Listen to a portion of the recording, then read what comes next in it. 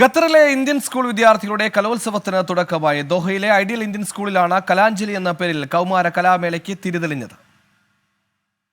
ആഭിമുഖ്യത്തിൽ ideal Indian സ്കൂളിലെ 4 വേദികളിലായാണ് ജനുവരി 9 മുതൽ 11 വരെ കലോത്സവം നടക്കുന്നത്. ഖത്തറിലെ വിവിധ ഇന്ത്യൻ സ്കൂളുകളിലെ കലോത്സവ വേദികളിൽ മികവ് തെളിയിച്ച 1800ഓളം വിദ്യാർത്ഥികൾ വിവിധ ഇനങ്ങളിലായി ഇന്റർ സ്കൂൾ കലാഞ്ജലി മത്സരത്തിൽ പങ്കെടുക്കുന്നുണ്ട്. കേരളത്തിലെ സ്കൂൾ കലോത്സവ വേദിയിൽ നിന്നുള്ള കൗമാരകലയുടെ ഹർഷാരവങ്ങൾ ഗൃഹാതുരതയോടെ കാതോർത്തിരുന്ന കുട്ടികൾ കടലിനിക്കരെ വേദിയിലെത്തുമ്പോൾ നഷ്ടപ്പെട്ട അവസരങ്ങൾ തിരിച്ചു പിടിക്കാൻ കഴിഞ്ഞതിന്റെ സന്തോഷം മുഖങ്ങളിൽ തെളിയുന്നു.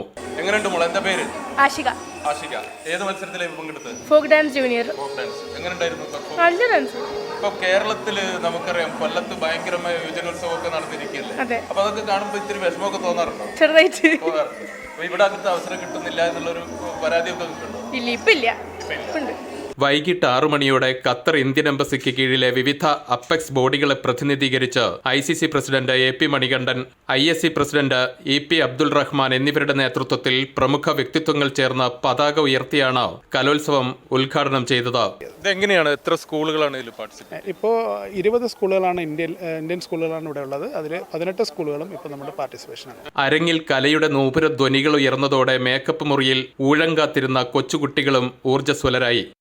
മിൻഹ നാടോടി നൃത്തത്തിന് തയ്യാറെടുക്കുകയാണ്. ഏത് ക്ലാസ്സിലാണ് നമ്മൾ പഠിക്കുന്നത്? 3. ഏത് സ്കൂളിൽ? Public school. എങ്ങനെയുണ്ട്? പിന്നെ ഇവിടെ വന്നപ്പോൾ എങ്ങനെയുണ്ട് അന്തരീക്ഷം? എങ്ങനെയുണ്ട്? നല്ല രസം. കലാതിലകം, കലാപ്രതിഭ പുരസ്കാരങ്ങൾക്ക് പുറമെ മികച്ച പോയിന്റുകൾ നേടി 1ഉം 2ഉം സ്ഥാനങ്ങൾ നേടുന്ന സ്കൂളുകൾക്കും പ്രത്യേക പുരസ്കാരങ്ങൾ സമ്മാനിക്കും.